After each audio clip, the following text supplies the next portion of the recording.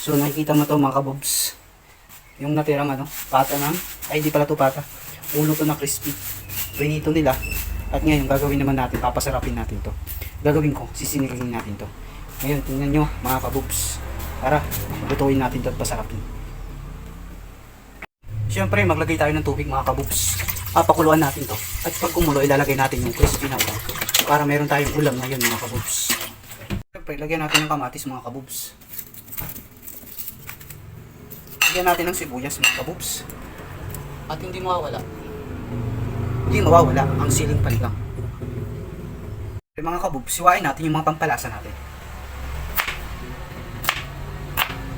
Ganyan lang mga kabobs. Iwa lang sa apat kahit anong klase yan. Diba? Mga kabobs, ayos ba? Ilagay na natin sa tubig mga kabobs. At mga kabobs, buksan natin. Para kumulo. At pag kumulo, ilagay natin yung ating crispy na ulo na tira-tira nila. At papasarapin natin mga kabobs. Siyempre may mga kabobs, meron tayong hiniwang kalamansi. At meron tayo ditong spring onion na dahon. At ilalagay natin to kapag luto na ang ating sinigang na crispy ulo. So yun mga kabobs, lalagay natin to mamaya pagka kumulo na. Kita nyo ba yan mga kabobs? Buksan natin. At kumukulo na mga kabobs. Ilalagay na natin yung crispy ulo. At para masinigang. Yun lang mga kabobs. Ilagay na natin. Ito mga kabobs, yung crispy ulo. Lalagay na natin mga kabobs. Alright mga kabobs. Parang hindi siya kasya. Parang malaki ata mga kabobs. Hindi nagkasya mga kabobs. No? Pero okay lang yan mga kabobs. Lalasa din yan. Parang maliit yung lagayan natin mga kabobs. Lagpas-lagpas yung ulo. Pero okay lang yan mga kabobs. Sasarap yan mamaya. Ito yung kalamansi mga kabobs. Lagay natin dito pampaasim. So ayos ba mga kabobs? Ayan mga kabobs. Kumukulo na at ilalagay natin yung pampalasa mga kabobs. Ilagay mo mga kabobs yung kalamansi. Siyempre gawan mo ng salaan. Ayos ba mga kabobs? Yan o. Siyempre ilagay mo yung pampaasim mga kabobs. Diba? Para masarap ang sinigang natin mga kabobs.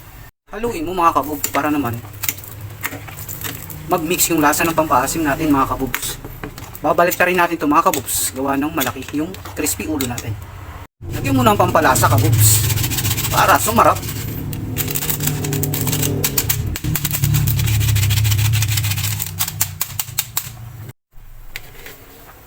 Lagyan mo ng paminta kabobs.